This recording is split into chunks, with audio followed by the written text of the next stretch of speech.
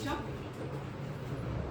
अगले प्रतिभागी को बुलाने से पहले मैं आपके साथ एक बहुत ही रोचक कहानी, एक तरह से बोल सकते हैं, ये रोचक बात है स्वामी विवेकानंद के बारे में, वो साझा करना चाहूँगी। 1899 की बात है, जब Swami Vivekananda Los Angeles America गए, तो वहाँ पर एक अमेरिकन ने उनसे पूछा, how are you Swami ji. तब स्वामी जी ने जवाब दिया, मैं ठीक हूँ। अमेरिकन ने सोचा कि शायद स्वामी जी को इंग्लिश नहीं आती है, इसलिए हिंदी में जवाब दे रहे हैं। तब अमेरिकन ने दूसरा सवाल हिंदी में पूछा, उसको थोड़ी बहुत हिंदी आती थी, उसने हिंदी में पूछा कि स्वामी जी कैसा लग रहा है आपको भारत से आते हैं।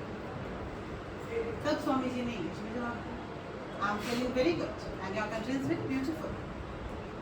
तब अमेरिकन परेशान हो गया, उसने कहा कि स्वामी जी, एक सवाल मेरे दिमाग में आ रहा है कि जब मैंने आपसे हिंदी में सवाल किया तब आपने इंग्लिश में जवाब दिया, जब मैंने आपसे इंग्लिश में सवाल किया तब आपने हिंदी में जवाब दिया, आपने ऐसा क्यों किया, इसके पीछे क्या कहानी है। तो स्वामी जी ने कहा, जब आपने मुझसे इंग्लिश में सवाल किया, आपने अपनी मातृभाषा की रिस्पेक्ट की, आपने उस भाषा में पूछा, और मैंने हिंदी में जवाब इसलिए दिया क्योंकि मेरी मातृभाषा हिंदी है, मैंने उसकी रिस्पेक्ट की।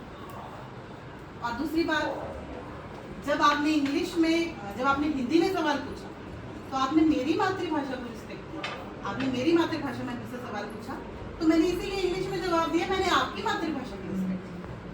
So the thing is that कि हमें अपनी मातृभाषा का तो सम्मान करना ही चाहिए, और दूसरों की जो मातृभाषा है उनका भी सम्मान करना चाहिए। भाषा भाषा ही होती है, और हिंदी दिवस पर ऐसा नहीं है कि सिर्फ हिंदी में ही हम हिंदी को ही जो है वास्तव में सम्मान दें, सभी भाषाएं सम्मानित करने योग्य हैं। और आज के आधुनिक युग में अगर इंग्लिश की जरूरत पड़ती है तो हमें इंग्लिश का भी सम्मानजनक उपयोग करना चाहिए, मेरे हिसाब से, अकॉर्डिंग टू माय थिंकिंग। अब मैं नेक्स्ट पार्टिसिपेंट को बुलाना चाहूँगी, कामिनी। ये कौन से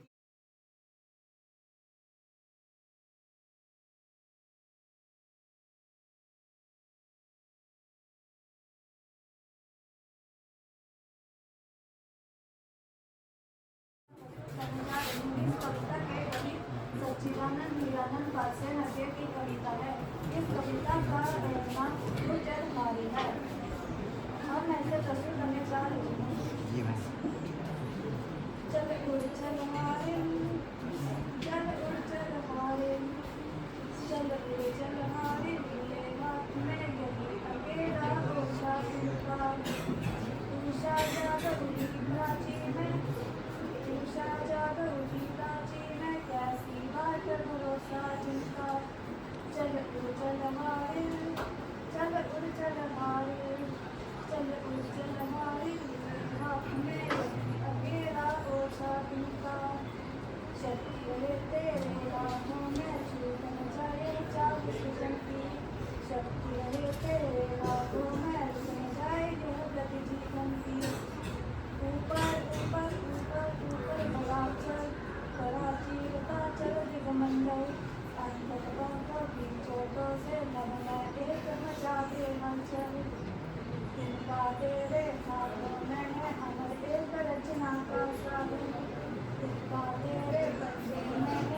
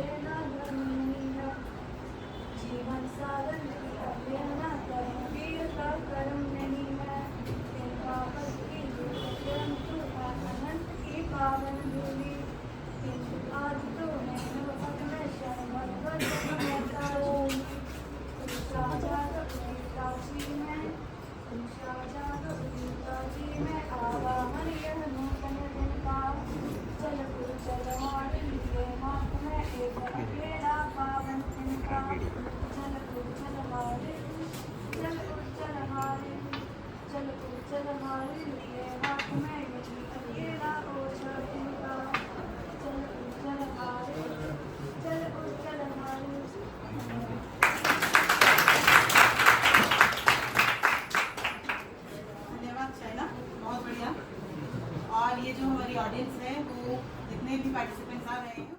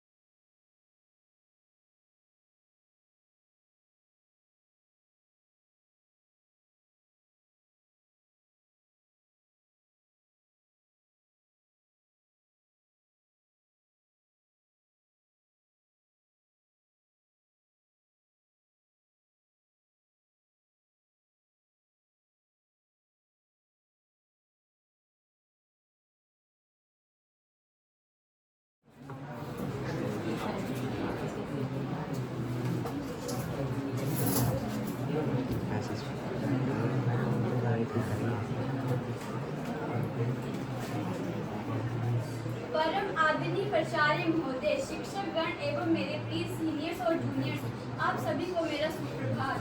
मेरा नाम स्नेहलता है और मैं बीकॉम सेकंड ईयर की छात्रा हूँ।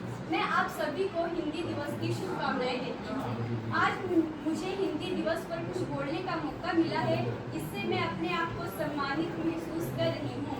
आज हम लोग यहाँ हिंदी दिवस के खास मौके पर हिंदी भाषा के सम्मान को बढ़ाने के लिए एकत्रित हुए हैं। मुझे आशा है कि आप मेरे वक्तव्य को ध्यान से सुनेंगे।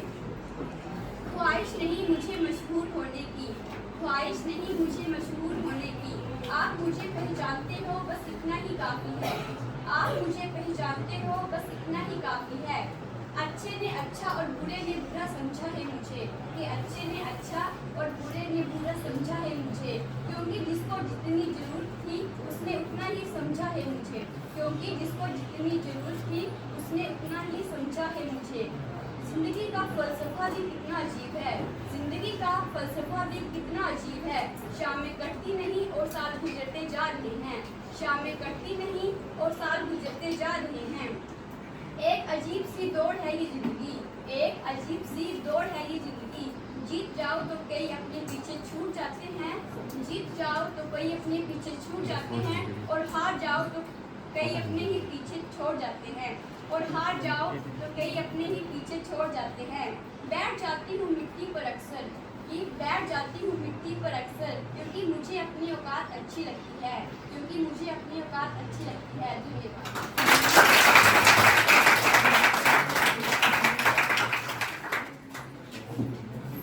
धन्यवाद खुशी। अगली पार्टिसिपेंट है सेजल, बीकॉम सेकंड ईयर।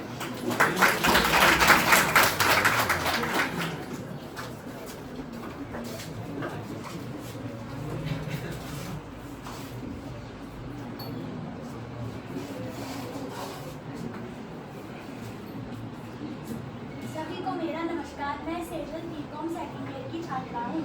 मैं आज दिनकर जी की कविता कलम आदरणीय जय बोल प्रस्तुत करने जा रही हूँ। जला अस्थियाँ बारी बारी, चिपकाई जिनमें चिंगारी, जो चढ़ गए पुण्य वेदी पर लिए बिना गर्दन का मोल, कलम आज उनकी जय बोल। जो अगणित लघुदीप हमारे तूफानों में किनारे, जल जलाकर बुझ गए किसी दिन, मांगा नहीं स्नेह मुख खोल, कलम आज उनकी जय बोल। पीकर जिनकी लाल शिखाए, उगल रही सो लपट दिशाए, जिनके सिंहनाद से सहमी धरती रही अभी तक डोल, कलम आज उनकी जय बोल।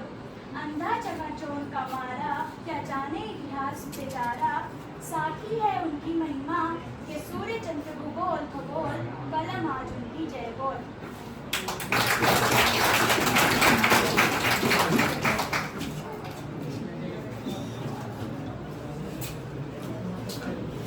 धन्यवाद सेजल। नेक्स्ट है Ritika, BCom first year.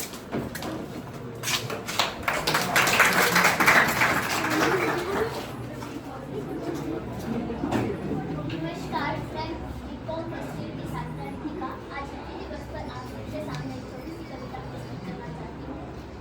Hindi हमारी आन है, हिंदी हमारी शान है, हिंदी हमारी चेतना वाणी का प्रदान है, हिंदी हमारी वचन, हिंदी हमारा व्याकरण, हिंदी हमारी संस्कृति, हिंदी हमारा आचरण। जन जन की भाषा है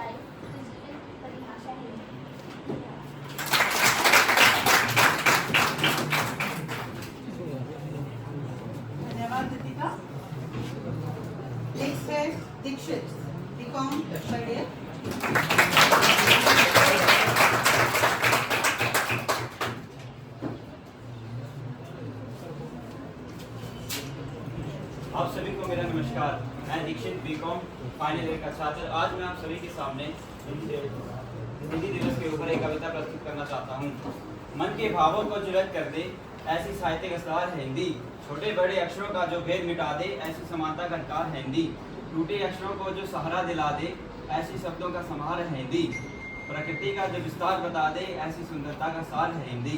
शास्त्रों को जो ज्ञान दिला दे संस्कृति का नवतार है हिंदी। लोगों को जो नैतिकता सिखा दे मर्यादाओं से सुविचार है हिंदी। अब तुम में जो भेद बता दे ऐसी संस्कारों का व्यवहार है हिंदी। मानवों को जो मानवता सिखा दे उन संवेदनाओं का द्वार हिंदी। पिछड़े हुए को जो स्वयं से मिला दे ऐसी सुख व्यवहार प्यार है हिंदी। धन्यवाद।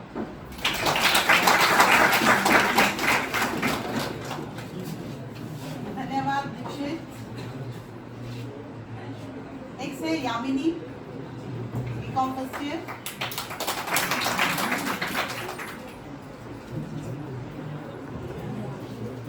नमस्कार प्राचार्य महोदय, समस्त अध्यापक वर्ग एवं मेरे प्रिय सहपाठियों, मैं यामिनी कक्षा बीकॉम फर्स्ट ईयर की छात्रा सुभद्रा कुमारी चौहान द्वारा लिखी गई कविता झांसी की रानी को प्रस्तुत करने जा रही हूँ। सिंहासन हिल उठे राजवंशों ने बिकुटी तानी, सिंहासन हिल उठे राजवंशों ने बिकुटी तानी। बूढ़े भारत में भी आई फिर से नई जवानी थी, बूढ़े भारत में भी आई फिर से नई जवानी थी। गुमी हुई आज़ादी की कीमत सबने पहचानी थी, गुमी हुई आज़ादी की कीमत सबने पहचानी थी। दूर फिरंगियों को करने की सबने मन में ठानी थी, दूर फिरंगियों को करने की सबने मन में ठानी थी। चमक उठी सन 57 में वह तलवार पुरानी थी, चमक उठी सन 57 में वह तलवार पुरानी थी। बुंदेले हर बोलों के मुंह हमने सुनी कहानी थी। खूब लड़ी मर्दानी वो तो झांसी वाली रानी थी, खूब लड़ी मर्दानी वह तो झांसी वाली रानी थी। कानपुर के नाना की मुंह बोली बहन छबीली थी, कानपुर के नाना की मुंह बोली बहन छबीली थी। लक्ष्मीबाई नाम पिता की वह संतान अकेली थी, लक्ष्मीबाई नाम पिता की वह संतान अकेली थी। नाना के संग खेली वह नाना के संग पढ़ती थी। बर्छी ढाल कृपान कटारी उसकी यही सहेली थी, बर्छी ढाल कृपान कटारी उसकी यही सहेली थी। वीर शिवाजी की गाथाएं उसको याद जुबानी थी, वीर शिवाजी की गाथाएं उसको याद जुबानी थी। बुंदेले हर बोलों के मुंह हमने सुनी कहानी थी। खूब लड़ी मर्दानी वो तो झांसी वाली रानी थी। धन्यवाद। बहुत बढ़िया यामिनी। नेक्स्ट है मुस्कान, बीकॉम फर्स्ट ईयर।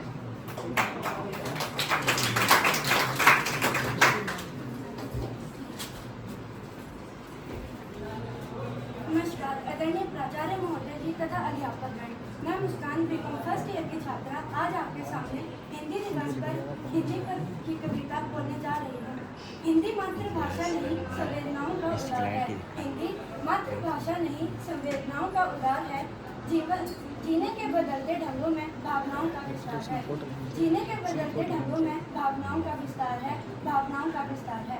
पीढ़ी दर पीढ़ी आवंटित मूल्यों का उपहार है, पीढ़ी दर पीढ़ी आवंटित मूल्यों का उपहार है।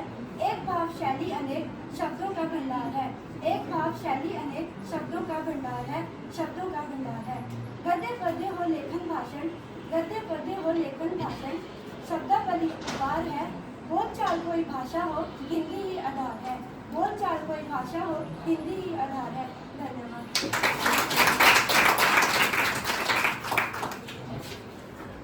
धन्यवाद मुस्कान। अगली हमारी प्रतिभागी है Shakuntala, BA second year.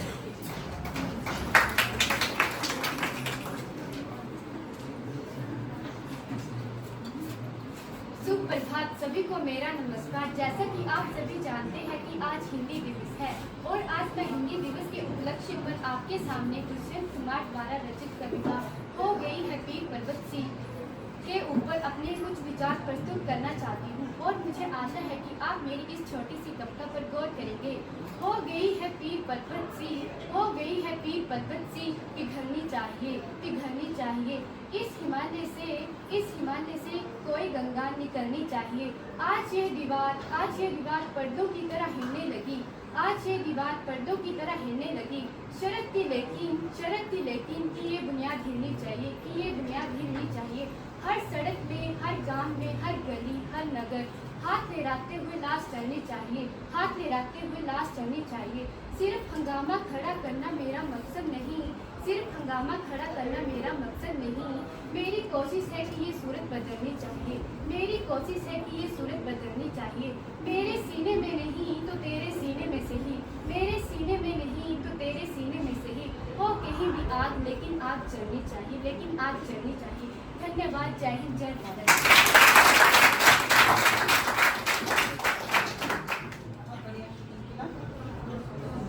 Next है सोनाक्षी, ये दोस्त है।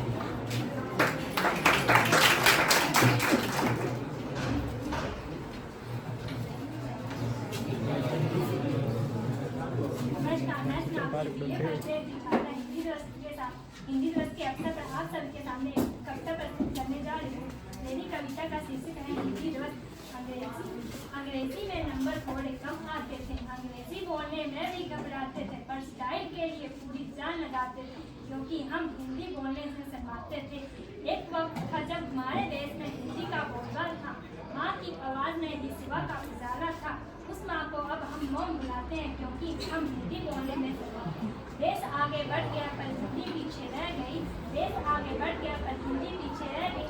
इस भाषा से अब हम नफरत कराते हैं, क्योंकि हम हिंदी बोलने से शर्माते हैं। माना अंग्रेजी पूरी दुनिया को चलाती है, पर हिंदी भी तो हमारी पहचान पूरी दुनिया से कराती है। क्यों ना अपनी मातृभाषा को फिर से सराहों पर बैठाएं। आओ हम सब मिलकर आज हिंदी दिवस मनाएं। आओ हम सब मिलकर आज हिंदी दिवस मनाएं।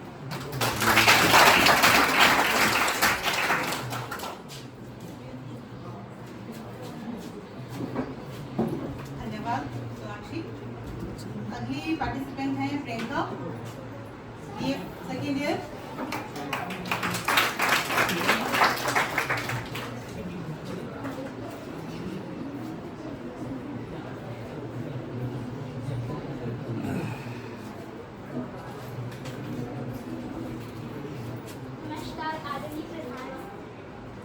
नमस्कार आदरणीय प्राचार्य महोदय जी, समस्त अध्यापक वर्ग एवं मेरे प्रिय मित्रों।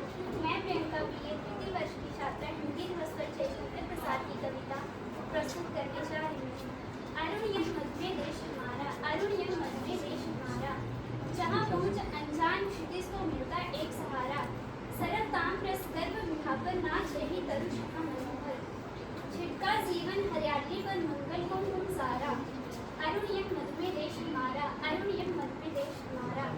लघु सूर धर्म से पंख पंसारे, शीतल मले सुनील सहारे, उड़ते खत जिस ओर मुँह किए समझ निर्दिश प्यारा। अरुण यह मध्य देश हमारा, अरुण यह मध्य देश हमारा। बरसाती आंखों के बादल बनते जहाँ भरे करुणा जल, लहरें टकराती अनंत की पाकर जहाँ किनारा। अरुण यह मध्य देश हमारा, अरुण यह मध्य देश हमारा। हेम कुंडले ऊषा सवेरे, भरती धुलकाती सुख मेरे, मंदिर उमते रहते जब जग कर रजनी भर तारा। अरुण यह मध्य देश हमारा, अरुण यह मध्य देश हमारा।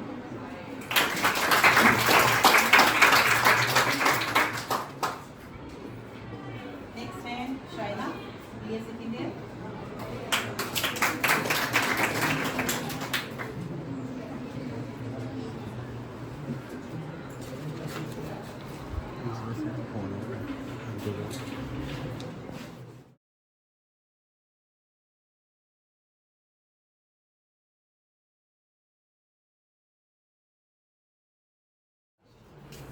अगली है हमारी दीक्षा, BA सेकेंड ईयर।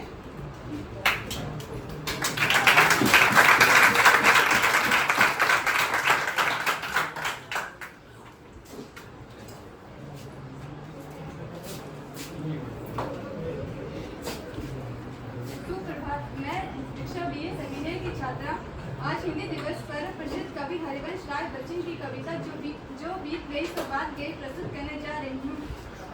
जो बीत गई सो बात गई, जो बीत गई सो बात गई। जीवन में एक सितारा था, माना वो बेहद प्यारा था। वो डूब गया तो डूब गया, अंबर के आंगन को देखो, कितने इसके तारे टूटे, कितने इसके प्यारे छूटे। जो छूट गए फिर कहाँ मिले, पर बोलो टूटे तारों पर तब अंबर शोक मनाता है। जो बीत गई सो बात गई, जो बीत गई सो बात गई। जीवन में वह है कुसुम, थे उस पर नित्य नुछावर तुम। वो सूख गया तो सूख गया, मधुबन की छाती को देखो, सूखी कितनी इसकी कलियां, मुरझाई कितनी बलरियां, जो मुरझाई कहाँ खिली, पर बोलो सूखे फूलों पर कब मधुबन शोक मचाता है। जो बीत गई सो बात गई, जो बीत गई सो बात गई, जीवन में मधु का प्याला था, तुमने तन मन दे डाला था, वो टूट गया तो टूट गया। मदिरालय का आंगन देखो, कितने इसके प्याले गिर जाते हैं, गिर मिट्टी में मिल जाते हैं, जो गिरते हैं कब उठते हैं, पर बोलो टूटे तारों पर कब मदिरालय पछताता है। जो बीत गई सो बात गई, जो बीत गई सो बात गई, मृदु मिट्टी के बने हुए मधु घट फूटा ही करते हैं, लघु जीवन लेकर आए प्याले टूटा ही करते हैं, फिर भी मदिरालय के अंदर मधु के घट है, मधु प्याले हैं, जो मातकला के मारे हैं वे मधु लूटा ही करते हैं। वो कच्चा पीने वाला है जिसकी ममता घट प्यालों पर, जो सच्चे मधु से जला हुआ है कब रोता है कब चिल्लाता है। जो बीत गई सो बात गई, जो बीत गई सो बात गई। धन्यवाद।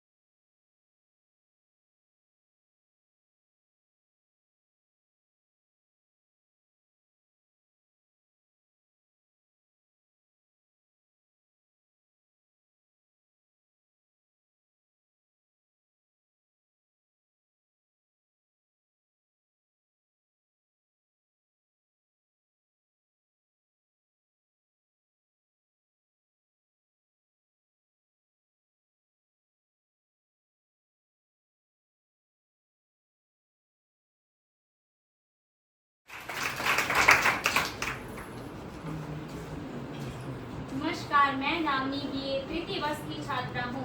आदरणीय प्राचार्य महोदय जी, अध्यापक वर्ग जी और मेरे प्यारे साथियों, मैं आज आप सभी के सामने हिंदी दिवस के शुभ अवसर पर कविता प्रस्तुत करने जा रही हूँ। इसका नाम है कोशिश करने वालों की कभी हार नहीं होती। इसके रचयिता सोहनलाल द्विवेदी जी हैं। कोशिश करने वालों की कभी हार नहीं होती, लहरों से डरकर नौका पार नहीं होती, लहरों से डरकर नौका पार नहीं होती, कोशिश करने वालों की कभी हार नहीं होती। नन्ही चींटी जब दाना लेकर चलती हैं, चढ़ती दीवारों पर 100 बार फिसलती हैं। मन का विश्वास रगों में साहस भरता है, मन का विश्वास रगों में साहस भरता है, चढ़कर गिरना गिरकर चढ़ना न थकता है, आखिर उसकी मेहनत बेकार नहीं होती, कोशिश करने वालों की कभी हार नहीं होती। डुबकियां सिंधु में गोताखोर लगाता है, डुबकियां सिंधु में गोताखोर लगाता है, जा जाकर खाली हाथ लौटकर आता है। मिलते नहीं सहज ही मोती गहरे पानी में, मिलते नहीं सहज ही मोती गहरे पानी में, बढ़ता दुगना उत्साह इसी हैरानी में। मुट्ठी उसकी खाली हर बार नहीं होती, मुट्ठी उसकी खाली हर बार नहीं होती, कोशिश करने वालों की कभी हार नहीं होती। असफलता एक चुनौती है, इसे स्वीकार करो, असफलता एक चुनौती है, इसे स्वीकार करो, क्या कमी रह गई देखो और सुधार करो। जब तक न सफल हो नींद चैन को त्यागो तुम, संघर्ष का मैदान छोड़कर मत भागो तुम। कुछ किए बिना ही जय जयकार नहीं होती, कोशिश करने वालों की कभी हार नहीं होती, कोशिश करने वालों की कभी हार नहीं होती। धन्यवाद।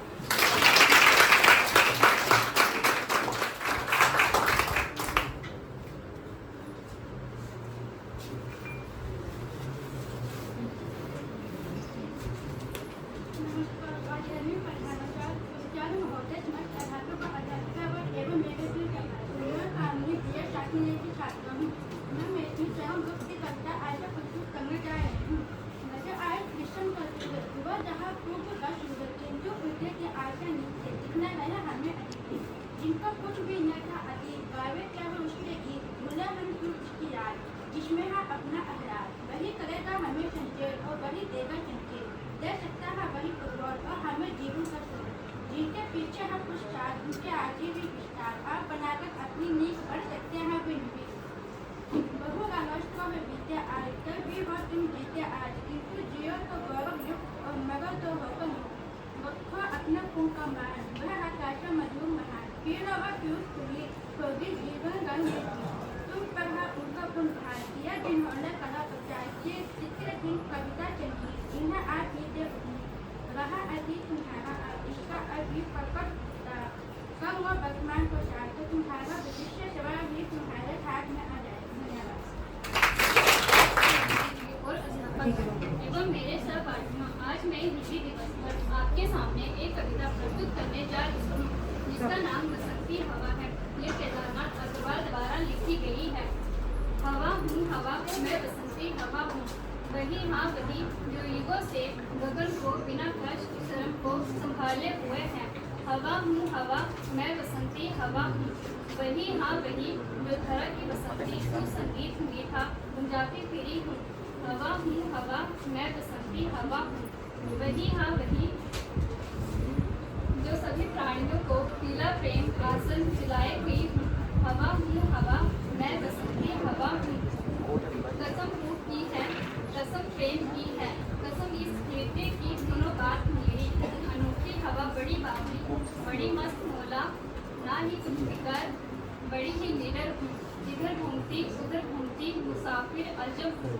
ना घर बार मेरा, ना उद्देश्य मेरा, ना इच्छा किसी की, ना आशा किसी से, ना प्रेमी ना दुश्मन, जिधर चाहती उधर घूमती हवा हूँ हवा, मैं बसंती हवा हूँ। आदरणीय प्राचार्य महोदय जी, अध्यापक वर्ग एवं मेरे प्रिय साथियों, मैं प्रीति फर्स्ट ईयर की छात्रा आप सभी के सामने हिंदी दिवस के उपलक्ष्य पर एक कविता बोलने जा रही हूँ, जिसे हरिवंश राय बच्चन जी द्वारा लिखा गया है, जिसका शीर्षक है नीट का निर्माण। नीट का निर्माण फिर नेह का आह्वान फिर वह उसकी आधी की नभ में छा गया सहसा अंधेरा, भूले दूसर बादलों ने भूमि को इस भांति घेरा। रात सा दिन हो गया फिर रात आई और काली, लग रहा था अब न होगा इस निशा का फिर सवेरा। रात के उत्पात भय से भी जन जन भी कण कण, किंतु प्राची से उषा की मोहनी मुस्कान फिर नीट का निर्माण फिर नेह का आह्वान फिर वह चले झोंके फिर कांपे भीम कायवान होकर, जड़ समेत उखड़ उखड़ कर गिर पड़े उठे विपट पर।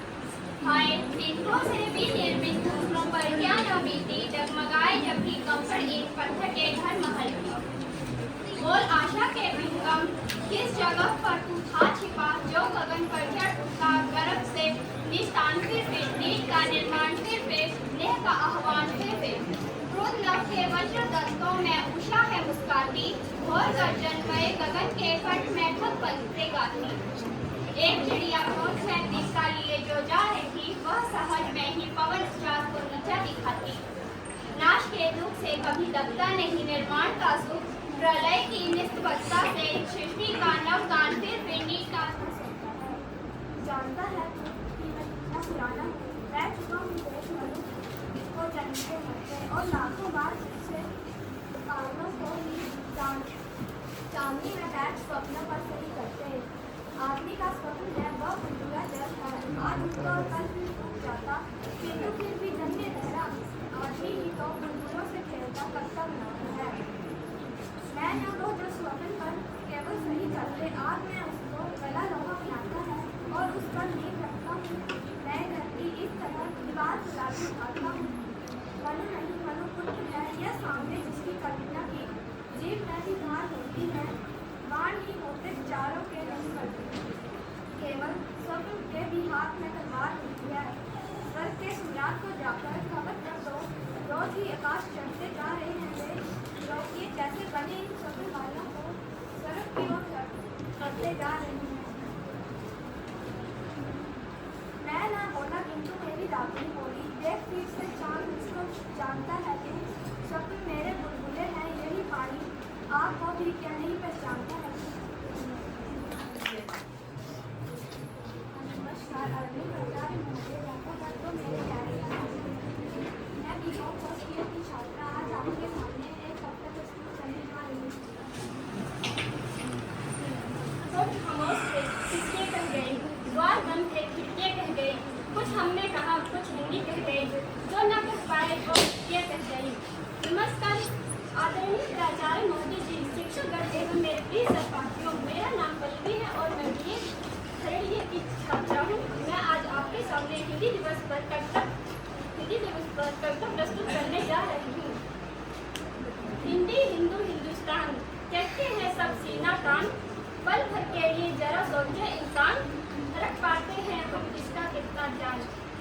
सिर्फ 14 सितंबर को ही करते हैं अपनी राष्ट्रभाषा का सम्मान।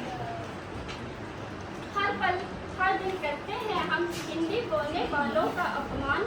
14 सितंबर को ही क्यों याद आता है बस हिंदी बचाओ अभियान। क्यों भूल जाते हैं हम हिंदी को अपमानित करते हैं खुद हिंदुस्तानी इंसान। क्यों समझते हैं सब अंग्रेजी बोलने में खुद को महान। भूल गए हम क्यों इसी अंग्रेजी ने बनाया था वर्षों पहले हमें गुलाम। आज उन्हीं की भाषा को क्यों करते हैं हम शत प्रणाम। अरे ओ खोए हुए भारतीय इंसान अब तो जगाओ अपना सोया हुआ स्वाभिमान।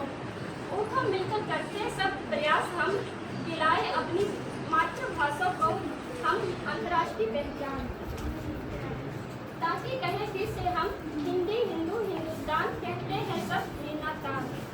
बिछड़ जाएंगे अपने हमसे, बिछड़ जाएंगे अपने हमसे। अगर अंग्रेजी टिक जाएगी, अगर अंग्रेजी टिक जाएगी, मिट जाएगा वजूद हमारा, मिट जाएगा वजूद हमारा। अगर हिंदी मिट जाएगी, अगर हिंदी मिट जाएगी। धन्यवाद।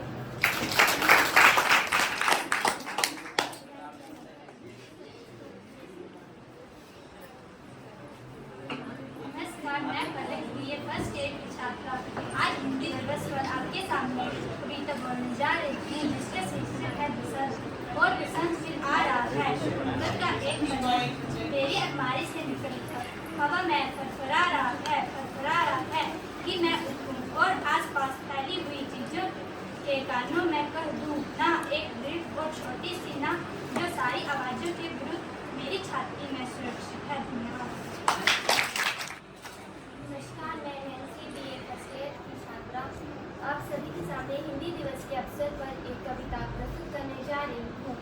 निधन जनता का शोषण है यह कहकर आप हंसे, निधन जनता का शोषण है यह कहकर आप हंसे।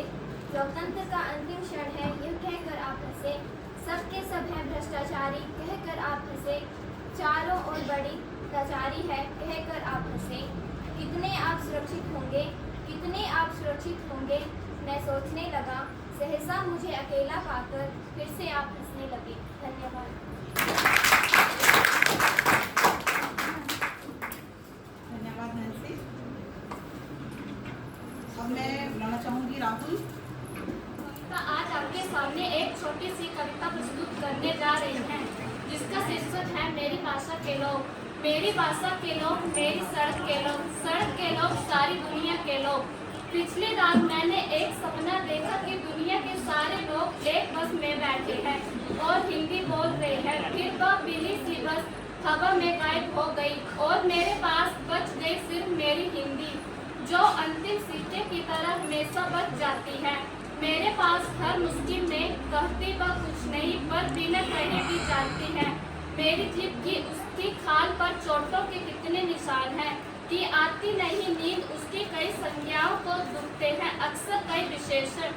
पर इन सबके बीच असंख्य होंठों पर एक छोटी सी खुशी से थरथराती रहती है ये। तुम जान आओ सारे सरकारी कार्यालय पूछ लो, मेज से दीवारों से पूछ लो, छान डालो फाइलों के ऊंचे ऊंचे मनहूस पहाड़, कहीं मिलेंगे ही नहीं इसका एक भी अक्षर। और यह नहीं जानती इसके लिए अगर इस पर को नहीं तो फिर किसे धन्यवाद दे। मेरा अनुरोध है बड़े चौराहे पर करबत अनुरोध की राज नहीं भाषा, भाषा सिर्फ भाषा रहने दो मेरी भाषा को। इसमें बड़ा है पास पड़ोस और दूर दराज की इतनी आवाजों का बूंद बूंद अर्थ कि मैं जब भी इसे बोलता हूँ तो कहीं गहरे अरबी तुर्की बांग्ला यहाँ तक कि एक पत्ती के हिलने की आवाज भी सब बोलता हूँ। जरा जरा जब बोलता हूँ हिंदी, पर जब भी बोलता हूँ यह लगता है पूरे व्याकरण में एक अर्थ की बेचैनी हूँ, एक तद्भव का दुख तत्सम के पड़ोस में। धन्यवाद। छात्राओं, आप सभी को हिंदी दिवस की हार्दिक शुभकामनाएं। मैं पलक बीकॉम फर्स्ट ईयर की छात्रा आज हिंदी दिवस के उपलक्ष्य पर एक कविता प्रस्तुत करने जा रही हूँ, जिसका शीर्षक है शक्ति और क्षमा। क्षमा दिया तब त्याग मनोबल, क्षमा दिया तब त्याग मनोबल, सबका लिया सहारा, पन्नर व्याघ्र दुर्योधन तुमसे कहो कहाँ कब हारा। क्षमाशील हो रिपु समझ, क्षमाशील हो रिपु समझ, तुम हुए बिना जितना ही दुष्ट कौरवों ने तुमको कायर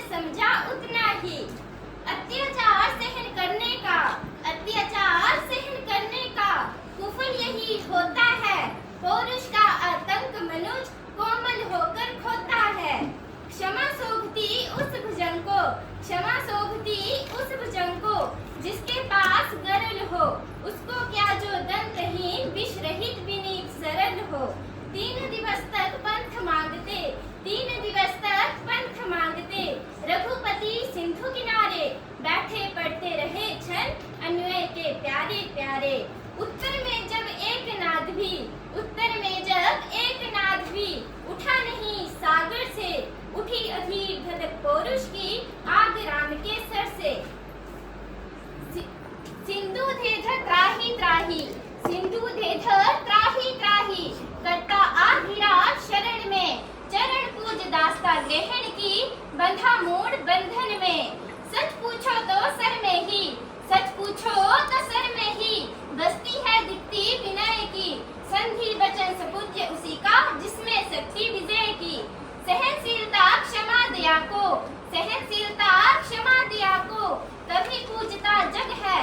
बल का दर्प चमकता उसके पीछे जब जगमग है, पीछे जब जगमग है। धन्यवाद जी।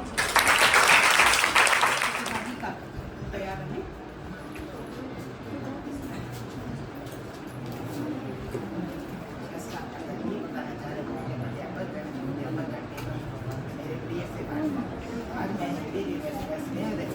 बात मत करो।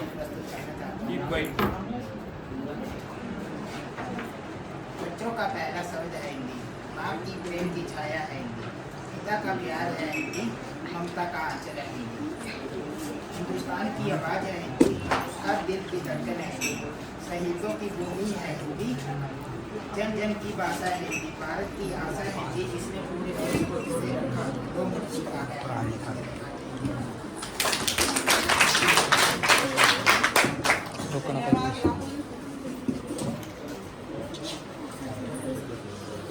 इसके अलावा जो यहाँ पर बैठे हैं, अगर कोई अपनी कविता प्रस्तुत करना चाहता है तो वो भी कर सकते हैं।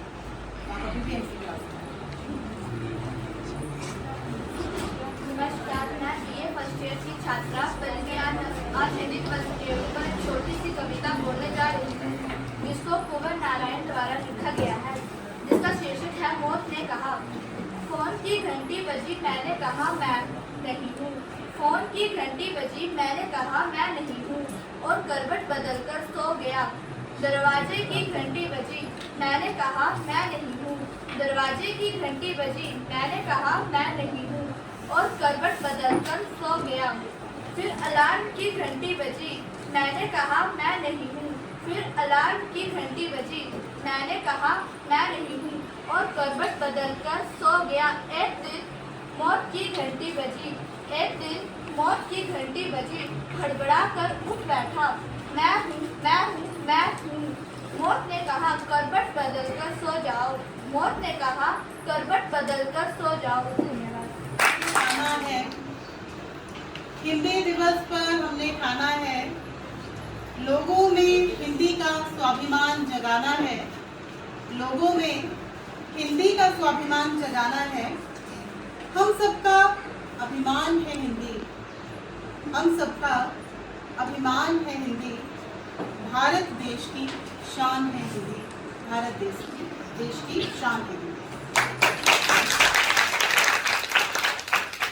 हिंदी के महत्व को समझाते हुए एक नाटक के माध्यम से अब मैं मंच पर अपने उन युवा कलाकारों को बुलाना चाहूँगी कि वे मंच पे आए और अपनी प्रस्तुति करें।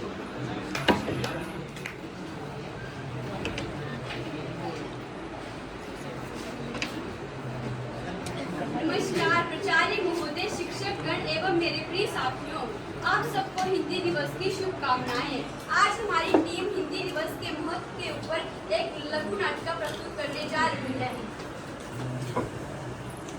आकाश सर, आपका तो कोई जवाब ही नहीं है। हाँ, आकाश सर की वजह से तो हमारी कंपनी भी तरक्की कर रही है। हाँ, बिल्कुल सही कहा। इस साल पक्का एम्प्लॉय ऑफ द ईयर हमारे आकाश सर ही तो हैं। अरे ये कौन है? लगता है ये हमारी कोई नई स्टाफ मेंबर है। अरे हाँ, बॉस ने बताया था कि हमारी कोई नई हेड मेंबर आने वाली है। अरे इसे कपड़े पहनने के सर्च में ये तो काम करेगी।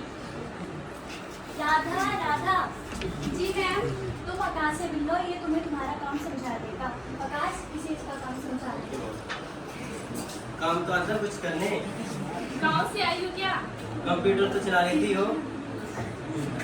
What is your name? मेरा नाम राधा है।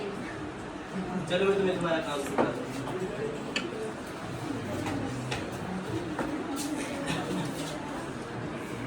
इसे हेड किसने बना दिया? अरे राधा मैम क्वालिफाइड है, अपनी काबिलियत के दम पे यहाँ पे बन के आई है। तो इसे तो बोलने भी नहीं आता ढंग से। अरे इनकी भाषा तो हिंदी है, अपनी मिट्टी से जुड़ी हुई है और अपनी संस्कृति को नहीं भूली है, और हमें भी अपनी संस्कृति को कभी भूलना नहीं चाहिए। चल देख लेंगे।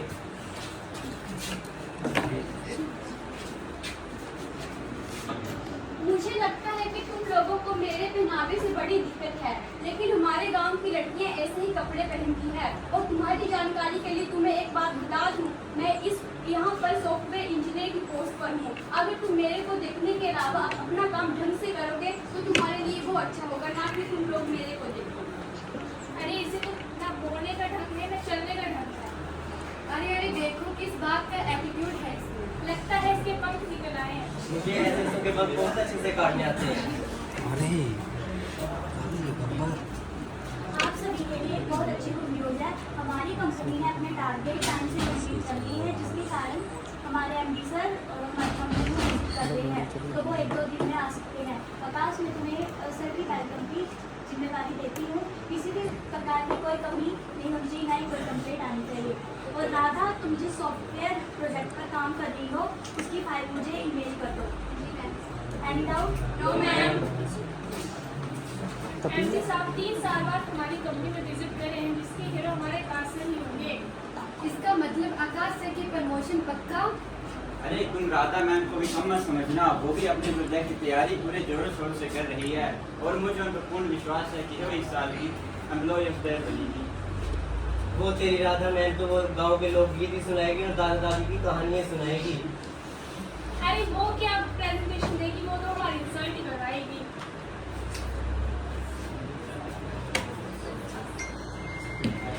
ये जो तुम लोग हंस रहे हो ना, तुम्हें एक बात बता दूं, जब भी कोई इंसान पैदा होता है तो वो उसका पहला दोस्त उसके दादा दादी ही होते हैं। लेकिन तुम सब लोगों को ये क्या पता, वो बच्चा अपने बुजुर्गों की कहानियों से अच्छे और बुरे की समझ को समझ पाता है, लेकिन तुम लोग इस सबको नहीं समझ पाओगे, क्योंकि तुमने कभी अपने दादा दादी की कहानियाँ सुनी ही नहीं है। राधा, जी मैम। मैंने तुम्हें बोला था ना कि मुझे अपनी प्रोजेक्ट की फाइल ईमेल कर दो। तो मैम मैंने आपको भेजी तो है। मुझे तो कोई ईमेल नहीं आई। मैम लेकिन मैंने भेजी आपको, अब चेक करो। फोल्डर तो पूरा खाली है। बट मैम मैं अपने माँ बाप की कसम खाते बोलती हूँ, मैंने भेजी है। और शायद आप क्या कसम खा मैंने रहे इसे हैं? बनाई नहीं थी। नहीं सर, मैंने बनाई थी मैम, मैंने आपको भेजी मैम। ये ऑफिस है तुम्हारा, कोई घर नहीं है जहाँ ये नाटक लगा के रखा है तुमने। लेकिन मैं तो सच बोल रही हूँ, मैंने मुझे तुम भेजी। पर भरोसा ही नहीं करना चाहिए, तो तुमसे अच्छा तो मैं आकाश को ही फाइल दे देती। पर मैम मेरा विश्वास कीजिए, मैंने भेजी थी अब आपको। एमडी सर आने वाले हैं और हमारी बेइज्जती हो जाएगी, वो भी तुम्हारी वजह से। Sorry ma'am.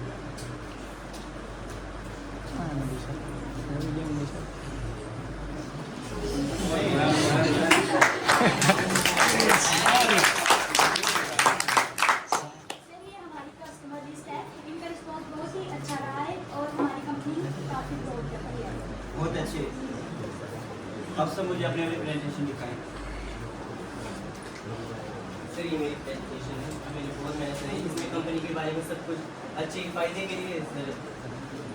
बहुत अच्छे, मुझे तुम पर पूर्ण विश्वास है, ऐसे ही काम करते रहो। ये देखो सर, ये मेरी प्रेजेंटेशन है और इसे मैंने बड़ी ही मेहनत से बनाया है, और मुझे आशा है कि आपको मेरी प्रेजेंटेशन सबसे अच्छी लगेगी। बहुत अच्छे।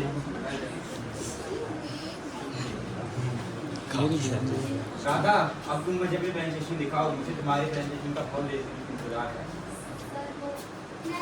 सर मेरी प्रेजेंटेशन तैयार है, और सर ये रही मेरी प्रेजेंटेशन। इसमें मतलब जो भी हमारे प्रोडक्ट है, और हम अपने प्रोडक्ट की लोगों को घर घर तक जानकारी देंगे, और जो हमारी सॉफ्टवेयर की जो कंपनी है वो घर घर तक जाएगी, लोगों को बताएगी।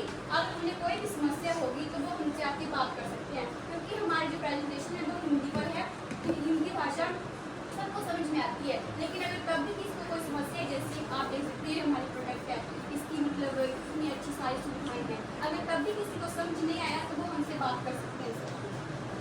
आकाश, राधा, मुझे तुम पर पूर्ण विश्वास है, तुम्हारी प्रेजेंटेशन मुझे सबसे अच्छी लगी, और मैं तुम्हारी प्रेजेंटेशन के कारण तुम्हें इस साल का एम्प्लॉय ऑफ द ईयर बनाता हूँ।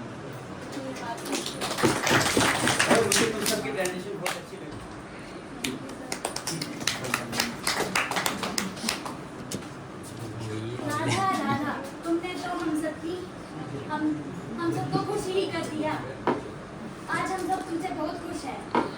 मैम मुझे आप सभी से कुछ कहना है। हाँ कहो, आज तुम कहोगी और हम सब सुनेंगे।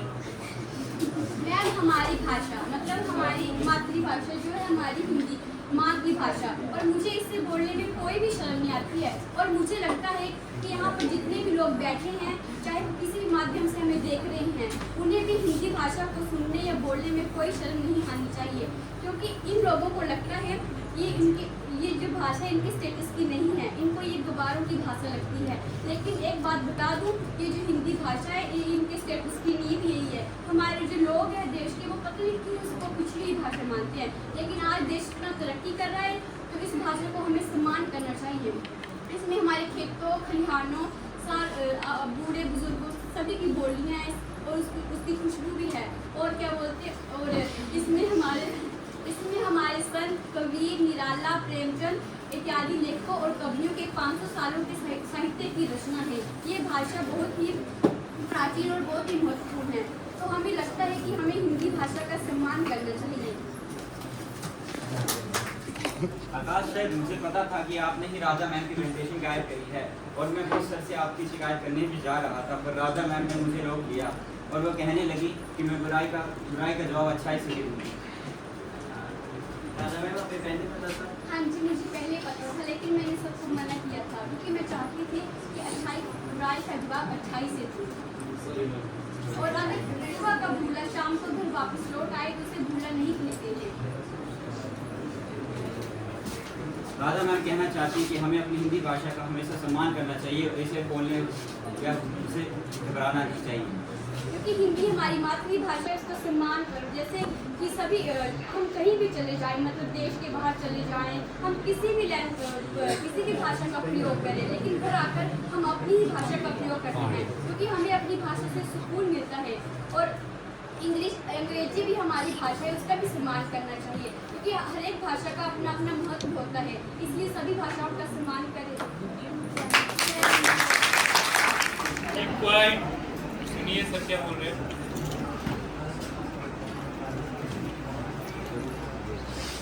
Respected teachers, डॉक्टर मोनिका जी, प्रोफेसर योगेश जी जिन्होंने आज के कार्यक्रम में आयोजित किया है, उन्हें विशेष रूप से बधाई, और बहुत अच्छा ऑर्गेनाइज किया है। और मेरे प्यारे बच्चों, मैंने पिछली बार भी आपसे बात की थी कि आप अपनी तरफ से कार्यक्रम बनाएं, इसकी बजाय आप हमारी तरफ से कार्यक्रम एक्सेप्ट। आपके मन में भी कोई आइडिया है तो उसे आप टीचर से शेयर करें, वो आपके टीचर्स के पास है, और इसका आप लाभ उठाएं, क्योंकि आपको ऐसी चीज़ें मिलेंगी जो शायद अपने आप आपके लिए मुश्किल हो। तो आज का कार्यक्रम मैं देख रहा था कि लगभग 100 बच्चों का एक कार्यक्रम था, तो अगर 20 बच्चों ने भी टोटल पार्टिसिपेशन दिया हो तो ये 20% हो गया, यानी कि 20% of the students got a chance to perform. ये छोटे कॉलेज का प्लस पॉइंट है, बड़े कॉलेज में ये मौका थोड़ी मिलता। अब बड़े कॉलेज में 2000 स्टूडेंट होगा, वहाँ हिंदी दिवस होगा, कितने बोलेंगे सुबह से शाम तक? प्रोग्राम तो यही होना है 2 घंटे का, 3 का हो जाएगा, तो वहाँ 2000 में से वहाँ भी 20 नहीं 30 लोग बोल लेंगे, और 2000 में से अगर 20 लोग बोल रहे हैं तो देखो कितना परसेंटेज है। मेरे यहाँ से 1% लोग पार्टिसिपेट कर पाए, और यहाँ पे आप 20% पार्टिसिपेट कर रहे हैं, तो एक बहुत बड़ी अपॉर्चुनिटी है। जो लोग इस बार नहीं भी पार्टिसिपेट कर रहे हैं, कोशिश करें अगली बार करें। जिन्हें लग रहा है कि इस बार उन्होंने इतना अच्छा नहीं परफॉर्म कर पाए, वो भी करते रहें पार्टिसिपेट। जैसे जैसे करते रहेंगे उनका अनुभव बढ़ता रहेगा, उनकी एक्सपर्टीज बढ़ती रहेगी, वो अच्छे से अच्छा परफॉर्म कर पाएंगे। समझ गए? जैसे हो सकता है इस बार कई लोग ऐसा है बिना देखे नहीं बोल पाए, उन्हें कागज़ पकड़ना पड़ा, कई लोगों के शायद हाथ भी कांप रहे थे, तो कोई बात नहीं, धीरे धीरे आपकी मास्टरी होती है, आप में कॉन्फिडेंस बढ़ता जाएगा। और ये कविताएं वगैरह तो मेरे ख्याल से 2-2, 4-4 सबको याद होनी ही चाहिए। तो हिंदी दिवस के से पहले मैं ज़रा सी थोड़ी सी और बात कर लेता हूँ, जो पिछली बार भी की थी कि स्पोर्ट्स और जो कल्चरल एक्टिविटीज़ उन्हें हम बहुत अच्छे तरीके से आगे बढ़ाना चाहते हैं, लेकिन करने वाले तो आप ही हैं, समझ गए ना। हमारी तरफ से गाइडेंस रहेगी। इसके लिए कल मैंने वो नोटिस डाला भी है ग्रुप में। जो बच्चे ग्रुप में शामिल नहीं हैं कोशिश करें वो ग्रुप में शामिल हो जाएं, अपने टीचर से बात कर लें, अपने साथियों से। ग्रुप बनाया है हमने शिवनगर महाविद्यालय नाम से, उसमें सभी बच्चों ने शामिल होना है ताकि इजीली आपको इन्फॉर्मेशन मिले। तो उसमें मैंने कल नोटिस डाला था जिसमें हमने कमेटीज और प्रेसिडेंट्स मेंटर्स बनाए हैं। तो जिस भी गेम में या किसी इवेंट में, यूथ फेस्टिवल में आप पार्टिसिपेट करना चाहते हैं, उनके टीचर से आप कंसल्ट करें। गाइडलाइंस भी आपको डाली गई हैं। कोई गाइडलाइंस अगर मिसिंग होगी किसी इवेंट में तो जो आप कंसर्न टीचर से बात करेंगे वो आपको उपलब्ध करवाएंगे। जैसे मानो आप सपोज खो खो में पार्टिसिपेट करना चाहते हैं तो खो खो के जो इंचार्ज टीचर बनाए गए हैं आप उनसे संपर्क करके आप इसमें पार्टिसिपेट कर सकते हैं। यूथ फेस्टिवल की किसी आइटम में पार्ट प्ले करना चाहते हैं, कोई मानो स्किट में पार्टिसिपेट करना चाहते हैं, अपनी कोई गीत गाना चाहते हैं, तो उनकी गाइडलाइंस आपने स्टडी कर लेनी है। जो आपको लगता है कि आप उसमें अच्छे से पार्टिसिपेट कर सकते हैं, पेंटिंग बनाना चाहते हैं, तो उसके कंसर्न टीचर से आप बात कर लें, गाइडलाइंस स्टडी कर लें। टीचर्स आपकी हेल्प कर देंगे, गाइडलाइंस सारी बता देंगे। गाइडलाइंस का मतलब होता है कि जैसे आपने पेंटिंग बनानी है तो किस तरह की पेंटिंग आप बनाएंगे, किस तरह के कलर्स आप यूज़ कर सकते हैं, क्या वहाँ पे रिक्वायरमेंट होती है, कितना टाइम मिलता है। अब ये नहीं है कि आप आज लगें और बोलें कि कल तैयार होगी मेरी पेंटिंग। अब पेंटिंग्स ऐसे बनती हैं जिसमें लोग बहुत टाइम लगाते हैं, लेकिन यहाँ पे लिमिटेड टाइम होता है कुछ घंटे का, उसमें आपको अपना तैयार करना होता है। तो जो भी वो लिमिट्स हैं वो गाइडलाइंस में होती हैं, आप अपने आप भी देख सकते हैं, और ना मिले तो आप कंसर्न टीचर से बात करके ये सारा आपको उपलब्ध होगा। तो लेकिन इन जो असली वैल्यू की चीज़ें हैं कि बीच में किसी ने बोलना या हंसना नहीं है, समझ गए ना। जब भी आप क्लास में होते हैं, किसी भी फंक्शन में होते हैं इस तरह के, तो आपकी बात होती है क्रॉस द टेबल, यानी कि आपने टीचर से आप बात कर सकते हैं सामने, आपस में ही कोई बात हो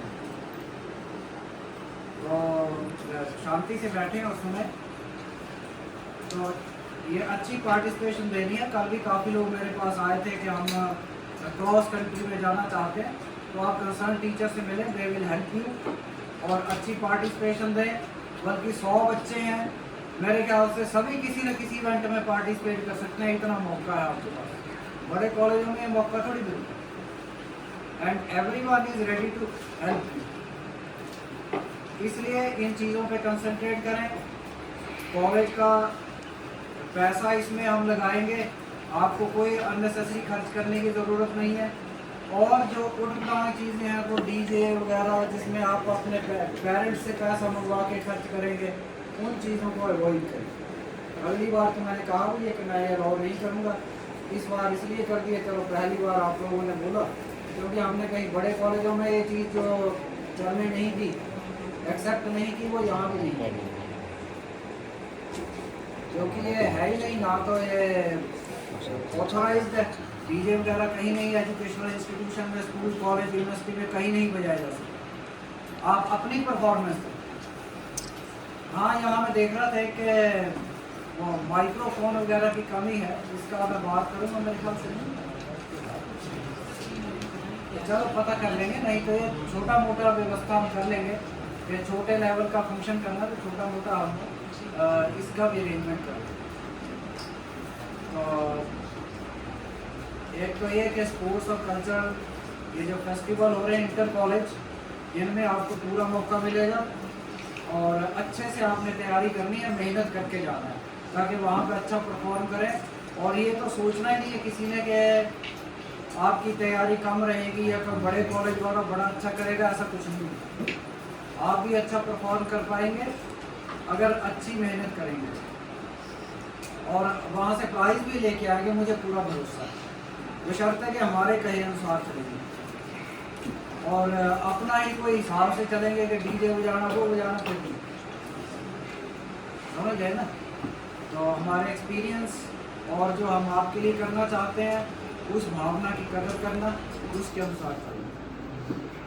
बाकी हिंदी दिवस तो इसके लिए मैं फिर से सबसे पहले तो इन्हें मुबारकबाद दूंगा डॉक्टर दीपिका जी को और योगेश जी को, क्योंकि जब इन्होंने हिंदी दिवस की बात की, योगेश जी वैसे तो बहुत इंटेलिजेंट है, आपके टीचर हैं एंड बहुत अच्छी हिंदी जानते हैं, लेकिन एज ए टीचर इनका एक नया रोल स्टार्ट हुआ है। कुछ दिन पहले ही इनकी फर्स्ट अपॉइंटमेंट हुई है, तो इन्होंने जब मुझसे बात की मैंने कहा हाँ अच्छे से करो, बढ़िया करो। और मैं देख रहा था कुछ दिनों से बहुत ही एंथुजियाज्म के साथ ही लगे हुए। मुझे थोड़ा सा लगा कि इन्हें फील हो रहा था कि मैं I am a first timer, आदमी को लगता है कि फर्स्ट टाइम एक रोल प्ले कर रहे हैं। तो डॉक्टर नीतिका जी ने, मैं जानता हूँ कि पालमपुर में मैंने देखा है बड़ा अच्छा स्टेज कंडक्ट करते थे और बहुत बढ़िया, मैंने कहा आप भी इनके साथ जुड़ जाएँ। तो दोनों ने बहुत अच्छा कार्यक्रम यहाँ पेश किया है और इनकी गाइडेंस का आपको क्या लाभ है कि आप एक स्टैंडर्डाइज्ड फॉर्मेट में काम कर पा रहे हैं। अदरवाइज कई बार बच्चों को किसी चीज़ का नहीं नॉलेज होता है कि क्या चीज़ करनी, कौन सी चीज़ अच्छी है कौन नहीं है, कैसे करना चाहिए। तो टीचर्स की आपने गाइडेंस लेके आगे बढ़ना है, इसमें आपको ज़्यादा लाभ मिलेगा। तो हिंदी दिवस यानी कि हिंदी दिवस है क्या, इसका उद्देश्य क्या है?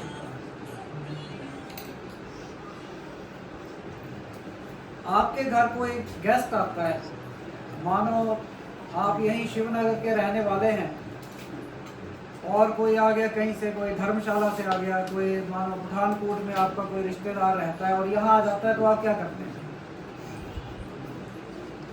खाना तो खिलाएंगे, चलो सुलाएंगे भी, और आप बोलते हैं चलो भाई आसपास का इलाका दिखाते हैं आपको, ठीक है। फिर आप मानो शिव मंदिर दिखा देंगे। हो सकता है कोई आपके पास गाड़ी है या आप बस में भी जाना चाहते हैं, हो सकता है ब्यास के किनारे ले जाएं, चलो ब्यास नदी दिखा देते हैं तुम्हें, ठीक है। यानी कि एक नेचुरल ये आदमी के अंदर एक भावना रहती है कि कोई आया है तो क्या दिखाना है, अपनी चीज़ दिखानी है उसे, अपना बढ़िया मंदिर दिखा दिया। मानो नई बिल्डिंग बन जाएगी कॉलेज की, तो शायद बाहर से कोई आएगा तो वो भी आप दिखाने लाएंगे उसे कि देखो हमारे कॉलेज की नई बिल्डिंग बन गई है, ठीक है। यानी अपनी चीज़ आदमी दिखाना चाहता है। हो सकता है आपने कोई बढ़िया मोबाइल खरीदा, वो भी दिखाएंगे। कोई कंप्यूटर गेम नहीं खरीदी है, वो भी आप दिखाएंगे कि देख मैंने कंप्यूटर गेम खरीदी है नहीं। अपनी चीज़ को आदमी दिखाना चाहता है और वो चाहता है कि वो अच्छी लगे, बढ़िया लगे, ठीक है। तो अपनी चीज़ को अच्छी बनाना बड़ी नेचुरल ह्यूमन टेंडेंसी। तो भाषा जो है ये भी बड़ी इंपॉर्टेंट है। मानो कोई इंग्लैंड से आ जाता है, वो आपसे पूछेगा अच्छा मैं तो अंग्रेजी बोल रहा हूँ, आप क्या बोलते हैं?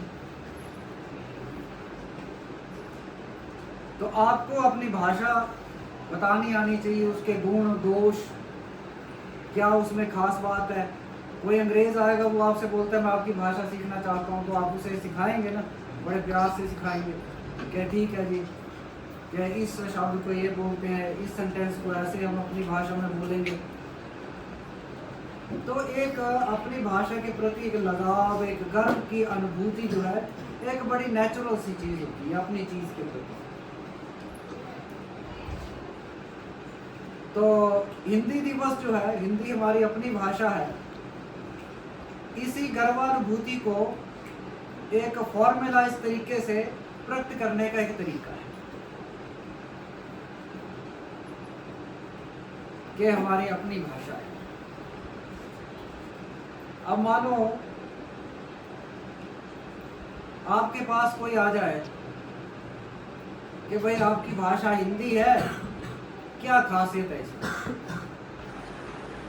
जैसे मैं बता रहा हूँ, आपके पास आए तो आप बोलेंगे देखो जयसिंहपुर हमारे कॉलेज की नई बिल्डिंग बन गई, नहीं भी बनी है तो आप लाएंगे दिखाने तो देखो अब ये कुछ महीनों में बनने वाली है, देखो कितनी बड़ी बिल्डिंग बन रही है हमारी। ठीक है, अब कोई हिंदी आपकी जानना चाहता है और पूछे कि हिंदी में क्या विशेषताएं हैं, तो क्या क्या विशेषताएं बताएंगे आप? तो पहली बात तो यह है कि जैसे अपना इलाका है आप उसकी जानकारी होनी चाहिए। कोई आपके पास आए तो पता तो हो कि ना शिवनगर में क्या क्या है। आपने खुद ही व्यास नदी नहीं देखी है तो दिखाएंगे क्या?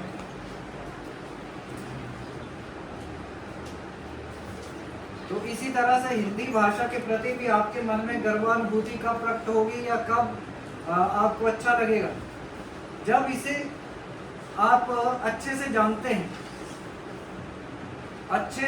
हैं, और इसकी अच्छाइयों, इसकी विशेषताओं को आप प्रकट कर सकें, दूसरे को बता सकें।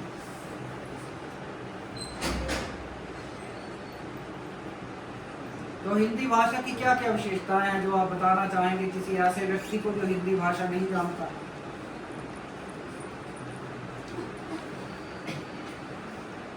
कोई आप में से बोलना चाहे?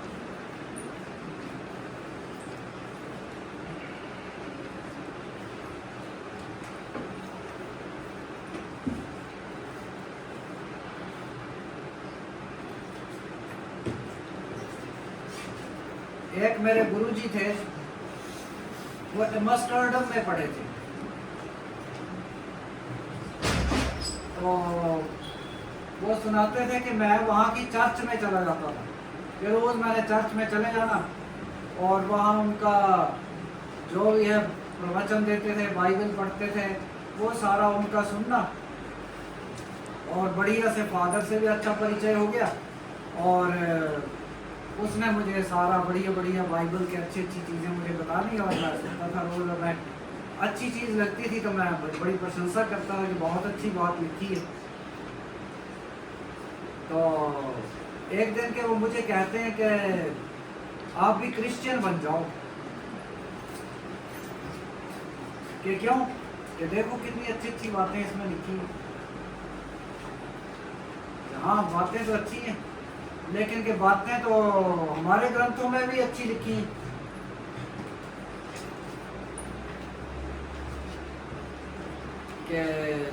लेकिन कि हमारी बाइबल जो है ये तो खुद भगवान के पुत्र ने लिखी है,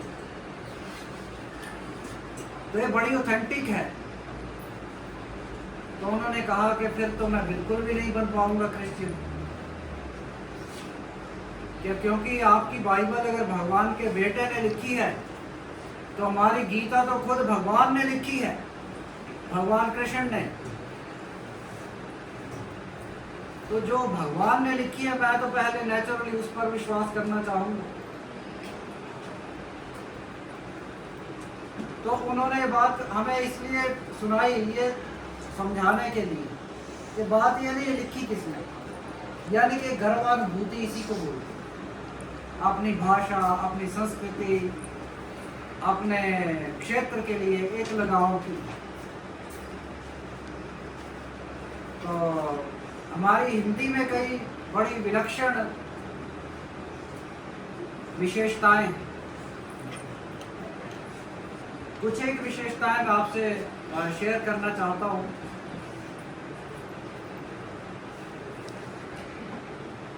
जैसे इंग्लिश में कितने अल्फाबेट्स होते हैं?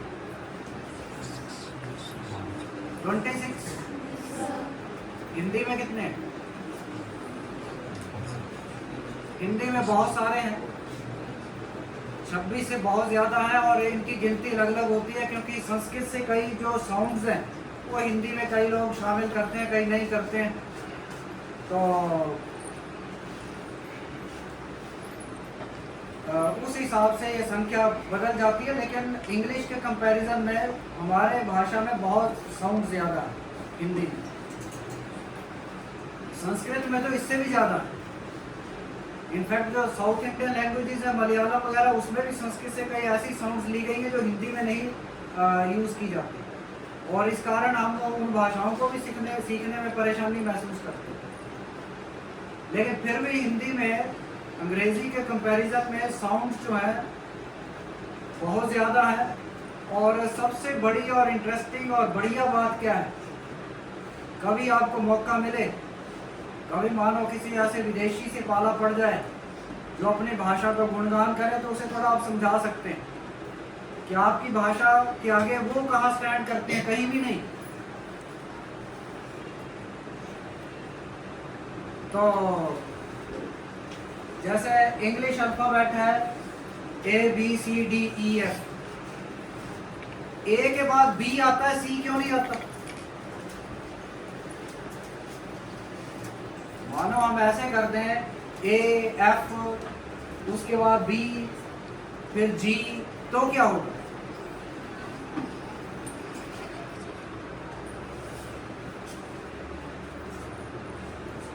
ये किस लिए A के बाद B ही आता है? कोई कारण नहीं है। कोई अंग्रेज या अंग्रेजी जानने वाला आपको ये नहीं बता सकता कि ए के बाद बी क्यों आता है। उन्होंने भी रैंडमली लिख दिए हैं, उन्होंने भी रैंडमली लिख दिए हैं,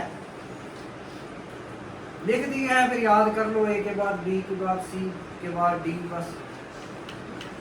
और भारत में हमने जब हमारे ऋषि मुनियों ने ये सारी भाषा डेवलप की, नहीं बोलना चाहिए, भाषा का जो यानी कि उसे बांधा, तो भाषा तो अपने आप बनती है, लेकिन जो इसे बांधा यानी कि इसका ग्रामर बनाया, इसे वो एकेडमिकली यानी कि बढ़िया पढ़ने लिखने लायक चीज बनाई, उन्होंने कैसे, जैसे हमने मानो सपोज तो पहले आता है और जो बाद में आता है, इसका क्या कारण है?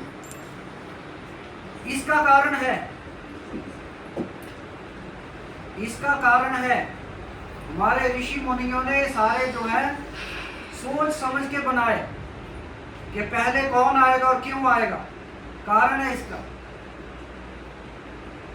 अंग्रेजों की बुद्धि में इतनी बात नहीं आई कभी भी, इसलिए कभी ऐसे किसी से पाला पड़ जाए तो आप ये बातें बता सकते,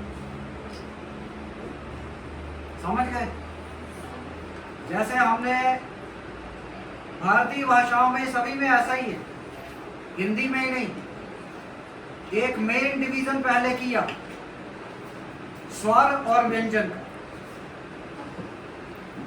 स्वर क्या होते हैं? स्वर और व्यंजन में क्या अंतर है?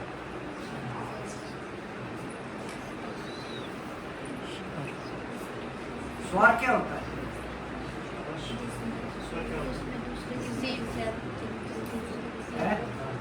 दूसरे किसी वर्ण अक्षर की जोर से बोल दो। जिसमें दूसरे किसी अक्षर की ना लेनी, सहायता ना लेनी पड़े, वेरी गुड, बहुत बढ़िया। और व्यंजन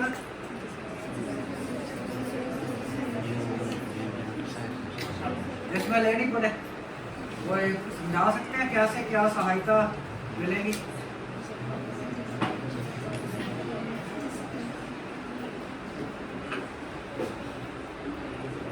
समझा सकते हैं उदाहरण देकर? देखो, जैसे स्वर है, मानो कोई भी स्वर ले लो, ई ले लो, मानो स्वर, आप ई बोलो, ई,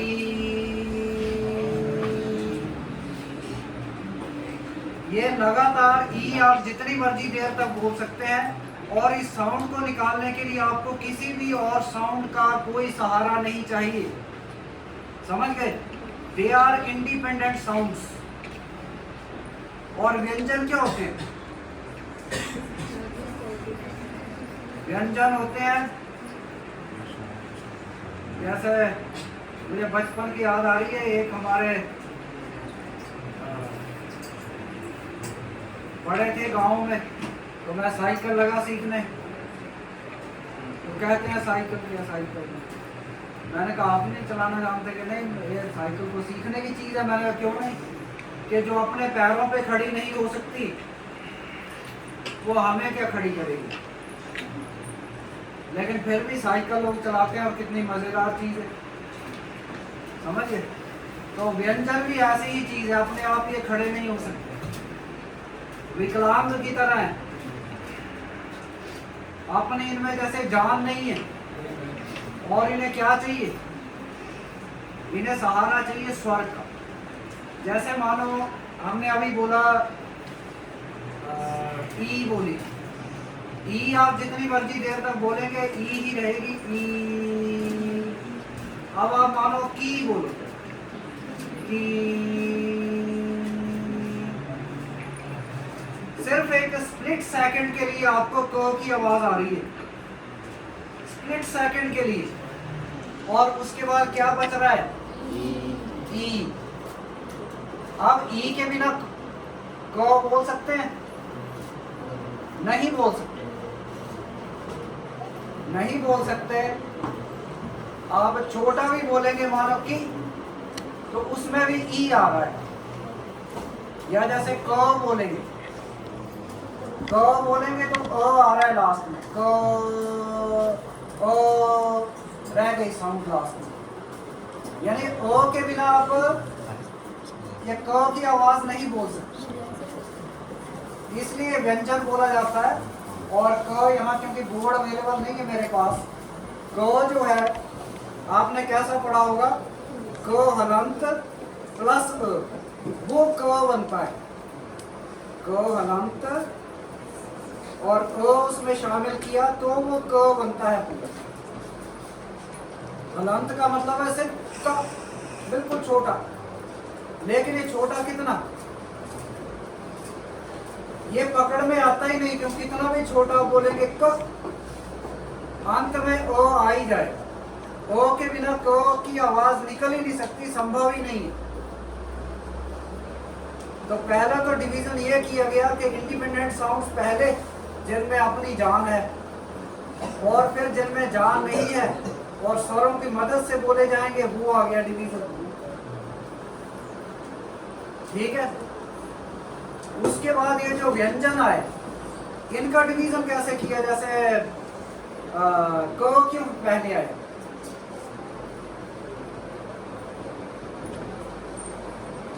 इसमें इस बात पे ध्यान दिया गया कि आवाज किस पोर्शन से निकल रही है। मैंने कहा बीच में बोलना नहीं। जैसे पहले कवर्ग आता है, जैसे क ख ग घ। जैसे मानो क की आवाज निकालो, आप देखो कि कौन सा आपके गले और मुंह का कौन सा पोर्शन जो है, कौन से अंग जो है इसके यूज हो रहे हैं क की आवाज निकालने। क, उसके बाद अगली निकालो है च, फिर ट, त, श, ह। आप देखेंगे जैसे जैसे आप क से आगे बढ़ते जाएंगे, बस बिल्कुल शॉर्ट में मैं बता रहा हूँ, ये पूरा ये है कि ये शुरू जो किया है आगे से, आगे के पोर्शन से जो साउंड्स निकलती है वो पहले हैं। जैसे जैसे हम नीचे उतरते जाते हैं, जितना नीचे से आवाज आएगी वो बाद में आएगी। इस तरीके से इन्होंने सारे साउंड किस पोर्शन से निकल रही है, इस हिसाब से सारे हमारे जो हिंदी और संस्कृत के लेटर्स है वो अरेंज किए गए। तो बहुत ही साइंटिफिक यानी कि इसका बेसिस है। ज़्यादा डिटेल में किसी दिन मैं रिक्वेस्ट करूँगा योगेश जी से और विवेकानंद जी से भी, कि विवेकानंद जी से विशेष इसलिए क्योंकि जैसे आप सारे बोलते हैं कि संस्कृत जो है जननी है भारतीय भाषाओं की। जननी क्यों है? जननी इसलिए भी है कि पहले यही भाषा थी, इसी से डेवलप हुई। लेकिन ये कई मामलों में बहुत स्ट्रॉन्ग, बहुत ही जबरदस्त भी है। इनफैक्ट ये हिंदी जो है एक तरह से बिगड़ी हुई संस्कृत आप कह सकते हैं कुछ मायनों में। तो इसलिए मैं दोनों से रिक्वेस्ट करूंगा कि ज़रूर हमारे बच्चों को, हमें भी एक अच्छी वर्कशॉप दें कि क्या क्या खूबियाँ हैं हमारी भाषाओं में। तो जैसे एक और बड़ा इंटरेस्टिंग मैं चीज़ बताऊंगा जो आप कहीं भी यूज़ कर सकते हैं। ये मैं ऐसी चीज़ें बता रहा हूँ जो मैंने देखा है कि हमारे समाज में बहुत कम लोगों को पता है, बहुत कम लोगों को। ये बड़ा दुर्भाग्यपूर्ण है। अब जैसे बोल रहे हैं कि जी हिंदी के प्रति गर्वानुभूति, नहीं गर्वानुभूति होनी कैसे जब आपको पता ही नहीं है इसकी विशेषताएं क्या है। अब जैसे मैंने कहा उन्होंने स्वर अलग करके लिखी है, हमारे ऋषि मुनियों ने जब भाषा का ये सारा बनाया ग्रामर को। इंग्लिश में कहाँ है स्वर? आपने रटे होंगे ए ई आई ओ यू, ये स्वर हैं, लेकिन ये सब अलग अलग बिखरे हुए हैं। इनफैक्ट हमारे जो इंग्लिश के टीचर थे उन्होंने तो ये इंग्लिश में जैसे ए और एन का यूज होता है, तो ए और एन का यूज जो है मैं अपने उन गुरु जी को नमन करता हूँ। एक टीचर होते हैं, गुरु होते हैं, मैंने उन्हें अपना गुरु माना था। अभी नहीं है इस संसार में, लेकिन मैं उन्हें हमेशा याद करता रहता हूँ। तो उन्होंने जब हमें ए और एन का यूज करने का तरीका बताया तो क्या कहा? उन्होंने कहा इसके लिए हिंदी का यूज करो, हिंदी का यूज करो, इंग्लिश के लिए हिंदी। कैसे? जैसे कहते हैं ना, कोई शब्द जो है अगर किसी वोवल से शुरू हो तो उससे पहले एन लगता है, ए नहीं लगता। ठीक है? जैसे मानो यूरोपियन लिखना है हमने, यूरोपियन कंट्री, अब किससे शुरू हो रहा है? ई से। ई से शुरू हो रहा है, वोवल है तो किससे शुरू होना चाहिए? एन से। लेकिन एन से शुरू नहीं होता, ए से शुरू होता है। क्या कारण है? क्योंकि इसकी साउंड जो है, इसमें साउंड देखी जाती है। अंग्रेज जब इस रूल को समझाते हैं वो कहते हैं साउंड देखो जी, साउंड। लेकिन हमारे गुरु जी ने कहा साउंड क्या? आप हिंदी में देखो, जैसे यूरोपियन लिखना है तो आप किस क्या शब्द यूज करेंगे? पहले यो स्वर नहीं है, स्वर नहीं है तो आप ए लगाओ। यूरोपियन लिखना है तो यो से लिखा जाएगा, यो स्वर नहीं है इसलिए ए लगेगा, एन नहीं लगेगा। तो हमें उन्होंने कहा था कि जब भी ए एन की बात आए तो आपने हिंदी में उस शब्द को लिख के देखना। हिंदी में चेक कर लो कि वो स्वर से शुरू हो रहा है कि व्यंजन से। एक और इंटरेस्टिंग चीज बताता हूँ। अब यहाँ बोर्ड नहीं है, बोर्ड के बिना मजा नहीं आएगा वैसे, लेकिन चलो मैं एक कॉपी में एक छोटी सी चीज लिखता हूँ। आप जरा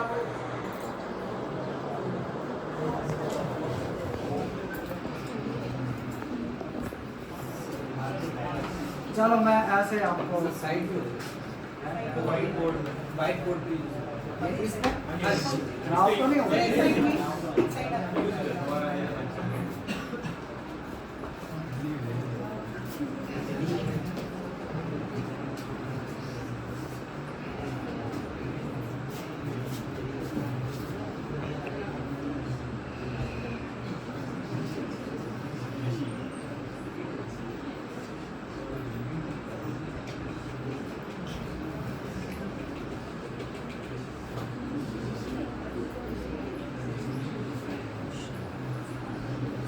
पढ़ो इन्हें। चलो तीसरा भी रहने दो, तीसरा आपके काम का भी नहीं लगेगा आपको। पहले दो पढ़ दो बस। क्या फर्क है इन दोनों?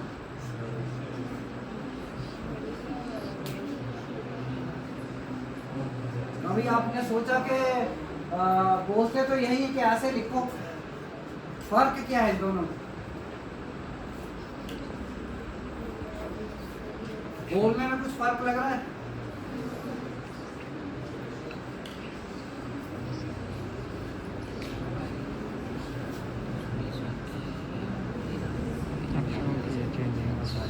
इनफैक्ट हमारा सिस्टम बहुत ही साइंटिफिक है, लेकिन दुर्भाग्य से हम लोगों का एजुकेशन सिस्टम थोड़ा सा इतना बिगड़ा हुआ है कि असली चीज़ों को हम जानते ही नहीं। कह रहे हैं कि हिंदी दिवस या गर्वानुभूति नहीं हो रहे, होने कहाँ से? हमें पता ही नहीं है हमारी विशेषताएं क्या है, क्योंकि हमें बस इतना कहा जाता है कि ऋषि ऐसे होता है, क्यों होता है बताया ही नहीं जाता। इंग्लिश में ऐसे है कि वहां बताया नहीं जाता कुछ भी, क्योंकि उनका काम ही सारा अनसाइंटिफिक है। अब जैसे वहां पे कुछ भी लिखना है मानो,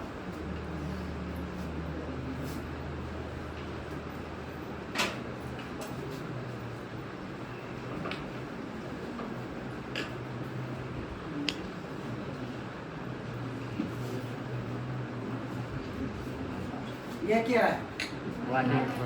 वाट की बूट, ये बूत वो तो नहीं हो सकता है। वो तो कैसे लिखेंगे? और ये क्या है? काइल है कोई बेसिस इसका? कोई बेसिस नहीं, ऐसे ही रैंडम मनमर्जी का खेल।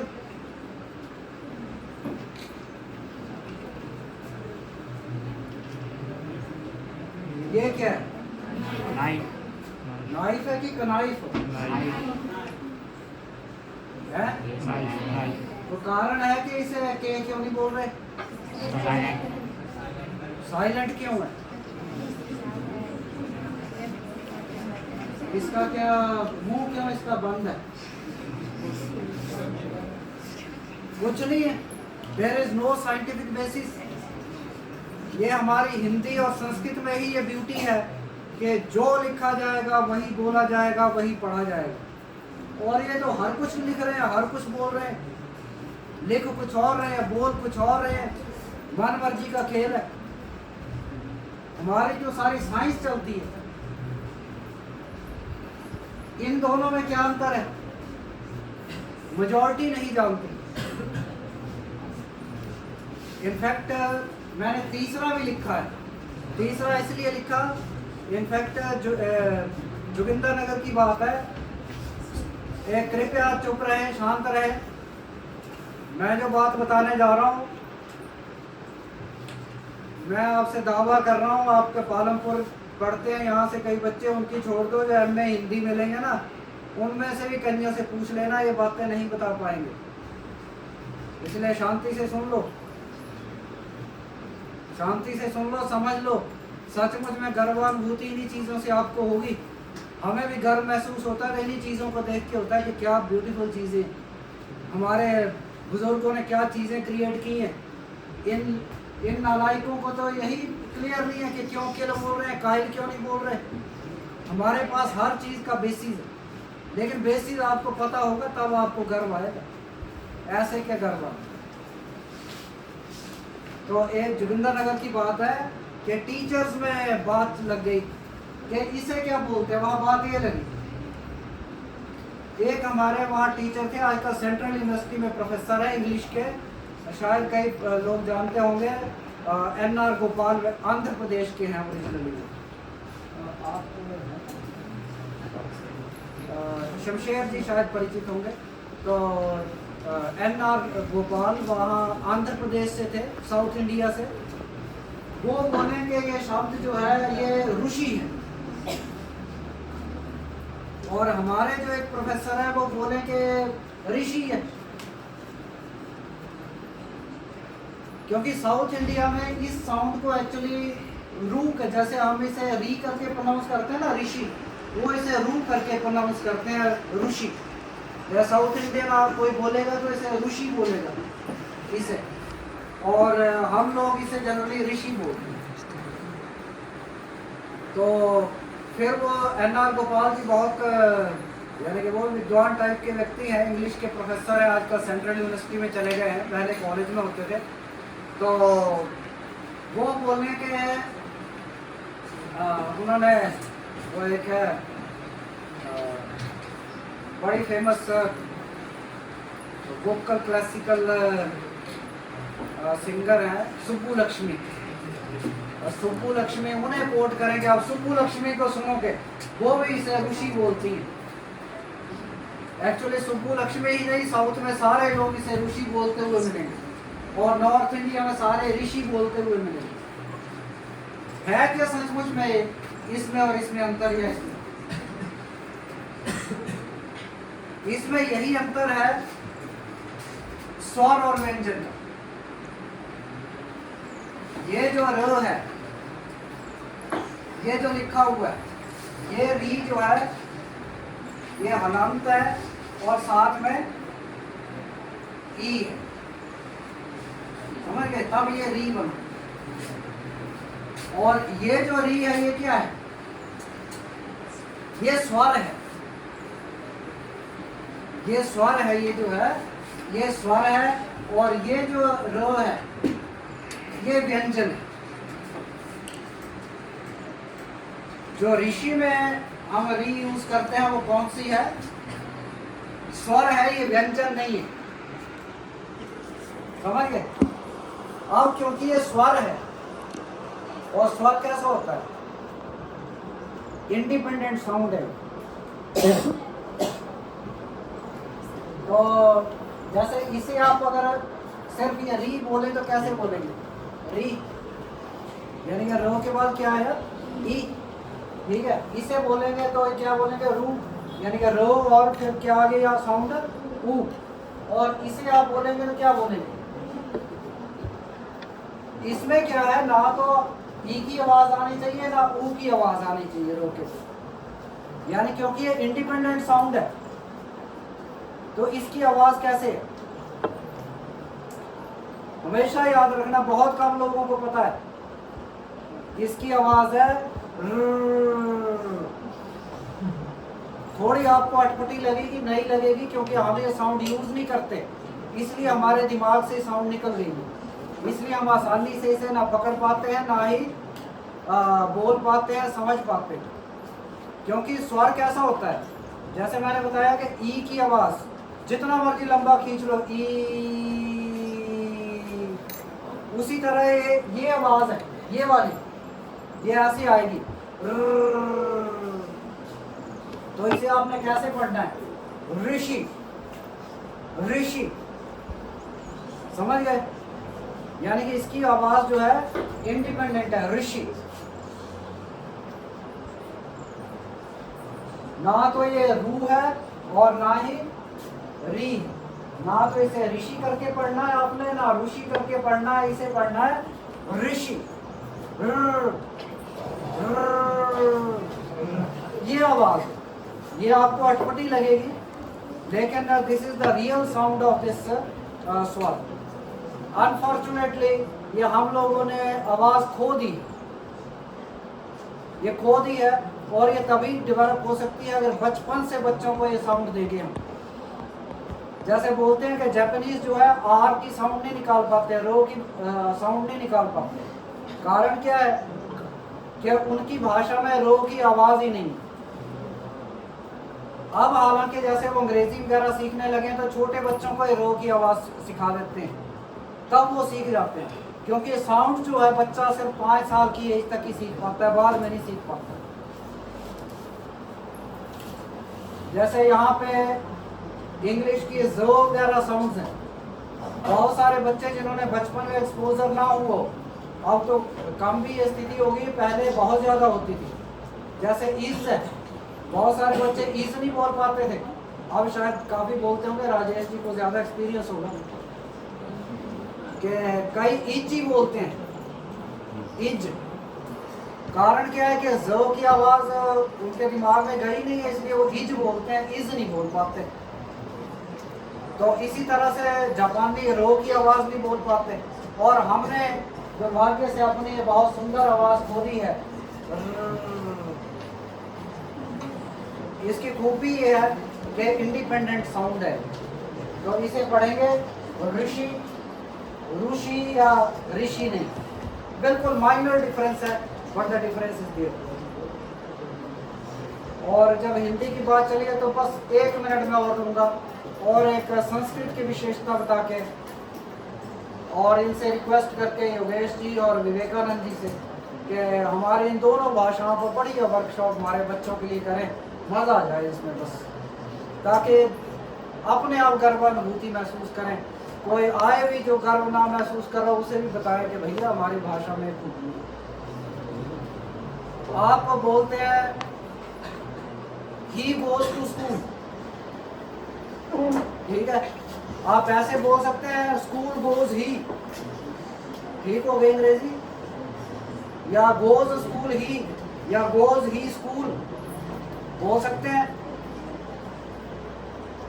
नहीं, गलत हो गया ना, आपको यही बोलना पड़ेगा he goes to school. In fact ये खूबी जो है हिंदी ने भी खो दी है। हिंदी में क्या बोलेंगे?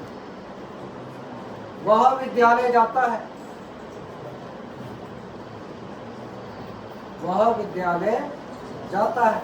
अब उल्टा नहीं कर सकते आप इसे कि विद्यालय वह जाता है या जाता विद्यालय वह है?